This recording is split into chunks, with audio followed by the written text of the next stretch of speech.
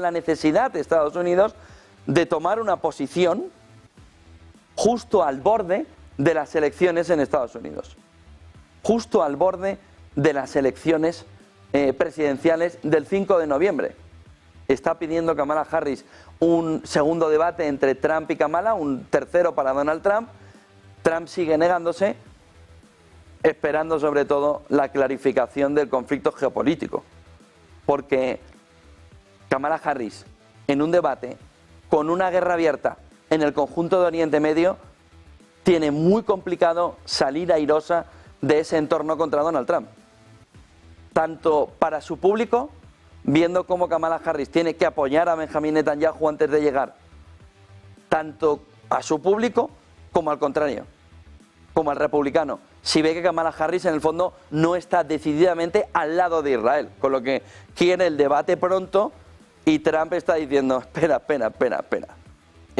que ya llegará el momento de que de verdad debatamos en un momento en el que los swing states, estos estados que están muy cerca de irse a un lado o a otro, siguen en un empate técnico. El último que vimos en la jornada de ayer, por ejemplo, en Georgia, era alrededor de cómo en Estados Unidos, en ese estado donde Biden ganó por muy poquito, ahora mismo el empate sería la clave fundamental. Por lo que Kamala Harris quiere el debate cuanto antes. Trump está diciendo, si tiene que haber debate, espérate que la geopolítica termine de concretarse antes del 5 de noviembre, que todavía queda mucho. ¿Para cuándo? Pues sobre todo para el entorno del 10 de octubre, donde ahí el conflicto de Israel en el aniversario del 7 de octubre del ataque de Hamas puede poner en un aprieto a Kamala Harris. Y eso es lo que está moviendo también la prensa anglosajona durante el fin de semana. Zelensky hoy va a presionar a Biden, le va a presionar para que le dé garantías de seguridad vinculantes y ayer decía, y así garantizar su legado. Sabemos cuál es el legado de Biden. Nos decían que iban a ser los Bidenomics, ahora mismo ya ni Kamala Harris habla de los Bidenomics, con la que hay liada con el mercado arriba, pero la economía real frente al capitalismo en la nube, dando la sensación al ciudadano de a pie que aquí se han hecho millonarios otros, pero que eso nunca permea para la clase media, ni mucho menos para la clase baja, y que se ha quedado el dinero en 4 privilegiados que cada vez son más ricos y que cada vez tienen menos ganas de repartir. Con lo que si los Bidenomics eran esos, los demócratas, ¿para qué están? Si no es para el reparto, si no es para la generación de riqueza, si no es para evitar la concentración del dinero en manos de los ya multimillonarios. Si los Bidenomics eran eso, ¿para qué va a plantear entonces Kamala Harris ir a los Bidenomics? Pero claro, tiene que explicar que ella estaba en ese gobierno. Por lo que Zelensky viene a Biden a plantearle una salida de cómo se le va a recortar, cómo se le va a recordar. Y decía Zelensky, tiene que garantizar su legado y por tanto tiene que darle garantías de seguridad vinculantes, la garantía de seguridad se las ha dado, a Ucrania.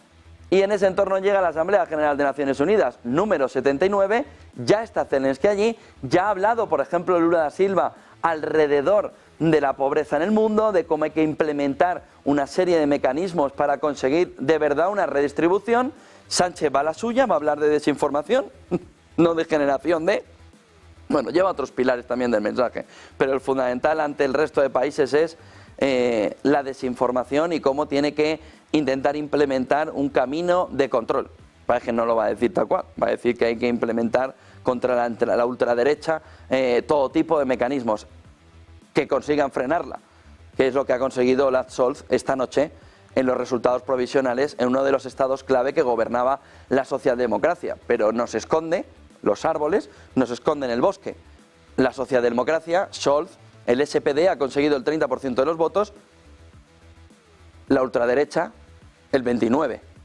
De tal manera que no puede gobernar la ultraderecha, pero está subiendo y sigue subiendo incluso en escenarios puramente socialdemócratas, como el que estaba ayer en competición, en carrera electoral municipal, local, en Alemania.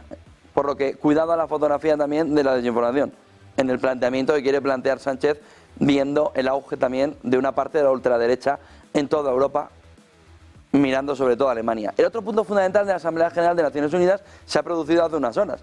Rusia no quería un proyecto de cómo sería el nuevo futuro, un futuro en el que lo que estaba planteándose sobre todo es un plan sobre energía verde, cambios alrededor de cómo tiene que ser el crecimiento, y Rusia había intentado vetarlo alrededor de cómo eso estaba hecho por Occidente para Occidente y no para el sur global. Y ha dicho Rusia que contrapondrá a ese plan presentado por Naciones Unidas los BRICS en la cumbre de Moscú. Por lo que un ojo tiene que estar puesto en la Asamblea General de Naciones Unidas hoy, los dos en Zelensky. Le va a pedir garantías, vamos a ver cómo es ese garantizar el legado y cómo es el plan. El plan, le repito, que ha dicho Zelensky desde agosto, que va a obligar a Rusia a firmar la paz.